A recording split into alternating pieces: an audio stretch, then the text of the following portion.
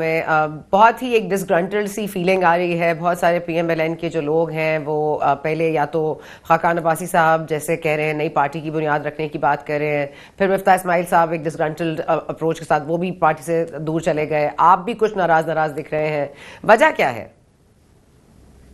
وجہ بڑی سمپل سی ہے. ایک تو ظاہر ہے میں دوسروں کے لیے اتنی بات کر سکتا, بٹ زیادہ تر اگر آپ ٹریس بیک کریں تو یہ ووٹ آف نو کانفیڈنس کا جو وقت تھا مارچ اپریل 2022, اس وقت سے چینج ہونا شروع ہوا تھا.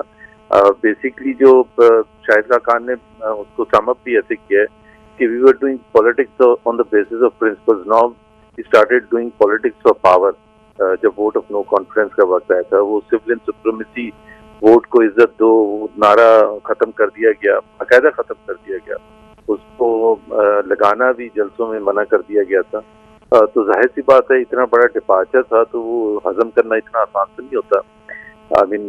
آپ کو بھی پتا ہے کہ میں فور فرنٹ پر تھا اس موومنٹ کے, جو ہم سمجھے تھے سبلین بالادستی کی موومنٹ ہے, اور الٹیمیٹلی جا کے یہ اس کے لیے بڑی سیکریفائز لیڈرشپ نے خاص طور پر سیکریفائز کیا, سب نے سیکریفائز کیا, ہم سب نے کیا.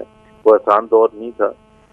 تو آبویسلی جب اس کو اگر سب کچھ واپس ادھر ہی سے شروع کرنا تھا تو پھر سیکریفائز کرنے کی حکومت 2017 میں 2018 میں جو مار پڑی ہے, پھر اس کے بعد مار پڑ رہی تھی, کیسز بن رہے تھے, لوگوں کو ڈرایا دھمکایا جا رہا تھا, اندر بند کیا جا رہا تھا, تو اس کا کوئی فائدہ کوئی نہیں تھا. اور اس کا آپ نے دیکھا بھی کہ جس طرح سے ہمیں عوام نے مسترد کیا, اور مسلسل کنسسٹنٹلی جولائی 2022 میں جب بائی الیکشن ہوئے 20 حلقوں کے پنجاب اسمبلی کے, تو 16 اس میں پی ایم ایل این ہار گئی. پھر جتنے بھی بائی الیکشن ہو رہے تھے اس میں بری حالت تھی. اور پھر آپ کو پتہ ہے فیبری 8 کے الیکشن جو ہوئے تھے تو اس کو فیبری 9 میں تبدیل کر دیا گیا فارم 47 کے تھرو. وہ تو ظاہر ہے جب آپ اس قسم کی چیزیں کریں گے تو بہت مشکل ہو جاتا ہے سپورٹ کرنا. لیکن زبیر صاحب, سنس دا عدم اعتماد والا ووٹ کے بعد تو آپ ظاہر ہے you are on the forefront, اور آپ یہ بات بار بار کرتے تھے کہ نواز شریف صاحب کی واپسی ہی از دا کی ٹو اینی تھنگ بیونڈ. تو یہ اس حوالے سے آپ کو لگتا ہے کہ یہ تحریک جو ہے وہ صرف نواز شریف صاحب کی واپسی تک کی تھی, اور اس کے بعد ہمیں یہ جب بتایا گیا کہ عوام کو نواز دو, اور اس کے بعد انہوں نے ڈیسائیڈ کر لیا کہ شہباز دے دیں, تو کیا اس پہ بھی آپ کو لگتا ہے کہ کوئی انہوں نے غلط بیانی کی ہے؟ وہ بہت سے لوگ جو زیادہ خبر رکھتے ہیں جس طرح جاوید لطیف وغیرہ, وہ تو کہہ رہے ہیں کہ دھوکہ کیا ہے. اور یہ ایسا ہی ہے, دھوکہ اس کو کہتے ہیں کہ عوام کو بتایا گیا کہ نواز شریف چوتھی دفعہ وزیر اعظم بنیں گے. ان کو بھی یہی محسوس کرایا گیا تھا کہ وہ چوتھی دفعہ وزیر اعظم بنیں گے, اور ووٹ ان کے نام سے لیے گئے. جتنے بھی پڑے, ظاہر ہے زیادہ نہیں پڑے تھے, لیکن جتنے بھی ووٹ پڑے وہ میاں نواز شریف کے نام پر پڑے تھے. اور بعد میں اس کو محسوس کرایا گیا کہ ان کا تو وزیر اعظم بننا مشکل ہوگا, کیونکہ شہباز شریف زیادہ میرا خیال ہے اس طرح سے بات ماننے کے لیے تیار ہیں, جو کہ نواز شریف کے لیے جو سب کوشچن ریز کر رہے تھے کہ ویدر ویل سی نیو بورن نواز شریف, وہ جو 3 ادوار ان کے تھے وزیر اعظم, اس کے مقابلے میں تو ظاہر ہے محسوس کیا گیا کہ ظاہر ہے ان کو پوش کر کے باہر کیا جائے. اور this is now completely new P M L N which is now ruling in Islamabad. اچھا, یہ جو new P M L N کی آپ بات کر رہے ہیں کہ ان کو یہ اولڈ سے نیو آنے میں اتنا ٹائم کیوں لگا؟ بیکاز اب ہم دیکھ رہے ہیں کہ خرم دستگیر خان صاحب از لاسٹ, جاوید لطیف صاحب last which was not expected, پھر اس کے بعد آپ دیکھ لیجیے رانا ثناء اللہ صاحب. لیکن سم پیپل, جس طرح طلال چودھری صاحب کو ٹکٹ نہیں دیا گیا تھا تو ان کو سینیٹر بنانے کی بات کی تھی, تو باقی لوگوں کو بھی کچھ اکوموڈیٹ کرنے کا سوچ رہے ہیں you think, other than Rana Sanaullah Sahib, you think they will be happier if they are accommodated in Senate? کیونکہ دستگیر خان صاحب تو کہہ رہے ہیں مجھے تو آئی ہیو ایویڈنس اور I will go to courts and I will tell you کہ کیا ہوا تھا. تو یہ پک اینڈ چوز کیوں ہوا سر؟ دیکھیں نا, وہ تو اگر رانا ثناء اللہ کو اکوموڈیٹ, وہ ظاہر انٹیریئر منسٹر تھے جب 16 مہینے کی حکومت تھی, اور وہ ہیں بھی بہت کلوز میاں نواز شریف کے بھی اور میاں شہباز شریف کے بھی.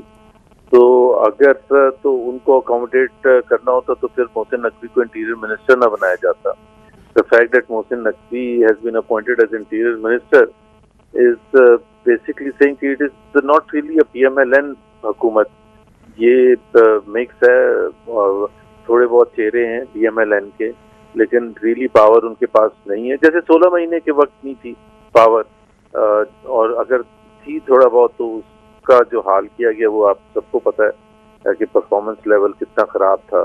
دا فیکٹ کہ جی یہ ایک انتھنکیبل بات تھی کہ PMLN کی حکومت آئے اور اسحاق ڈار صاحب فائنینس منسٹر نہ ہوں, تو وہ بیسکلی ظاہر سی بات ہے ایک بہت بڑی وہ ہے.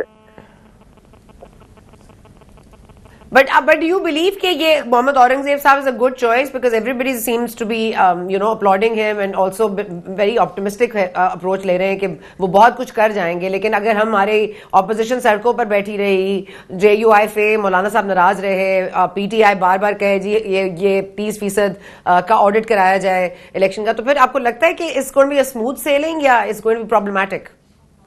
It can't be smooth sailing. Pakistan میں تو smooth sailing ہو نہیں سکتی, اور خاص طور پر جس طرح سے الیکشنز کرائے گئے اور اس میں جس طرح سے نتائج لائے گئے, تو جو افیکٹڈ پارٹی ہے وہ اتنے آرام سے تو نہیں بیٹھے گی. جو بھی ان کے بس میں ہوگا وہ کریں گے, اور ان کے پاس کافی انڈیپینڈنٹ جتنے بھی اینالسٹ ہیں ان کی سمپتیز بھی ان کے ساتھ ہیں کہ اس طرح سے تو الیکشنز کبھی بھی نہیں ہوا تھا جس طرح سے یہ فیبری 2024 کا الیکشن ہوا ہے, تو وہ تو اتنے آسانی سے بیٹھیں گے بھی نہیں.